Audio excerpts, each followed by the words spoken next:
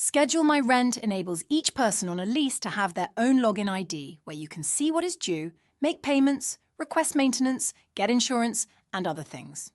If you have roommates, each person can see what is due and make payments, but nobody can see someone else's personal information, like bank accounts.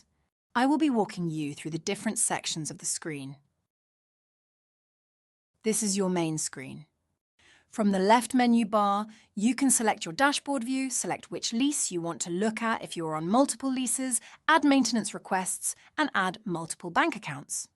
There are tabs along the top of the screen where you can select the Summary tab, recurring payments, maintenance, documents, history, rental details, notifications, and insurance. Your landlord may not make all features available to you, so some tabs may not be shown. I'm going to start on the Summary view, which shows you what items are due. You can see that the next item is due on June 1st, 2024. This is rent for $1,000 and internet for $100 for a total of $1,100. If you are using a phone or tablet, the same information is also available. In this example, you can pay online with either a bank account, credit card, or debit card. You can also pay using cash at any of the 30,000 MoneyGram locations, which includes Walmart and CVS Pharmacy. If your landlord doesn't support some of the payment types, then they won't be shown. If you want to pay online, you can click to pay with a bank account or with your credit or debit card.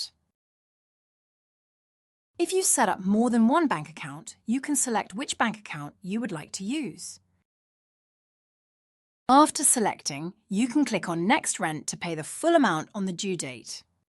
If you have roommates, there will also be an option for you to pay your portion of the rent.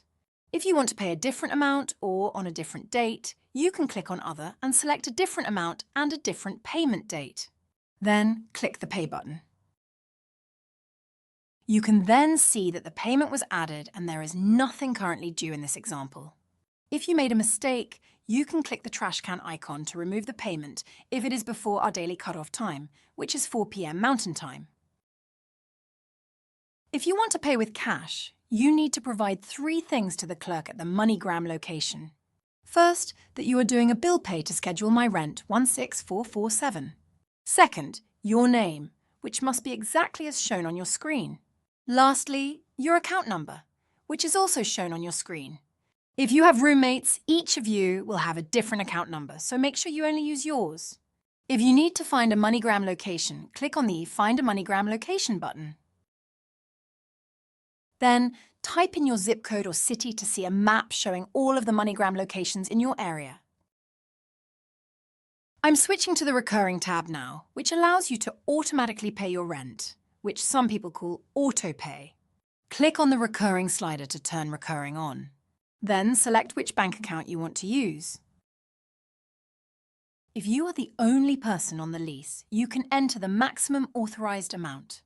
This could be the rent amount, or it can be a larger amount if you want to automatically cover additional expenses that your landlord might add each month, such as a utility bill. These additional charges will be automatically included in your payment up to the total amount you authorized. If no additional expenses were added, then the payment will only be the rent due. If the total due is more than the authorized amount, you will need to increase the authorized amount before the payment date, add an additional payment to cover the difference, or turn off Recurring and add a payment for the total amount. If you have a roommate, then the payment amount will be the amount you authorized and won't change if additional charges were added. If your landlord added additional amounts, you will need to either adjust the authorized amount, add an additional payment to cover the difference, or turn off Recurring and add a payment for the total amount. You can turn the Recurring payments option on or off anytime. Please remember to click Save when you make a change. I'm switching to the Maintenance tab now, where you can see a list of all your previous maintenance items. If you click on New Request, you can start a new maintenance request. Select the type of problem, for example, plumbing. The specific issue, for example, toilet issues. Then enter a short summary of the issue. They may also indicate if this is an emergency, add additional details, and enter pictures or a short video of the issue. Finally, you can use this checkbox to give permission for your landlord to enter the unit to make repairs when you are not present. Then click the Request Maintenance button. Your landlord will be notified of your request. I'm switching to the Documents tab now. In the top section, you can see all documents that have been shared with you.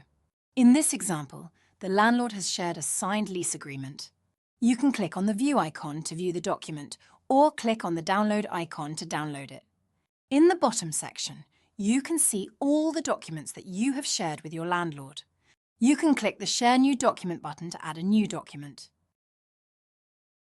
I'm switching to the History tab now. This shows all of the history for this lease.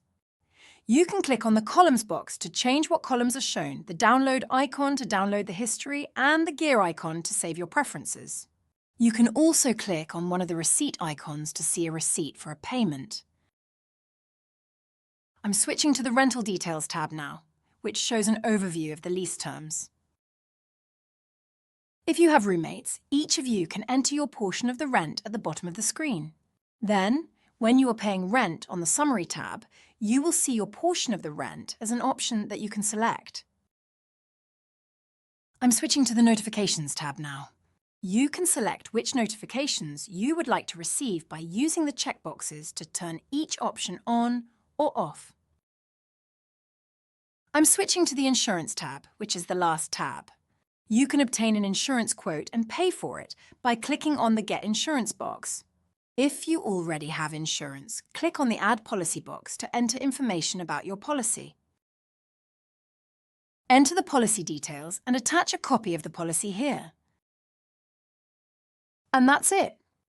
You can easily see what is due, make payments, and many other things. Please let us know if you have any questions. Thank you.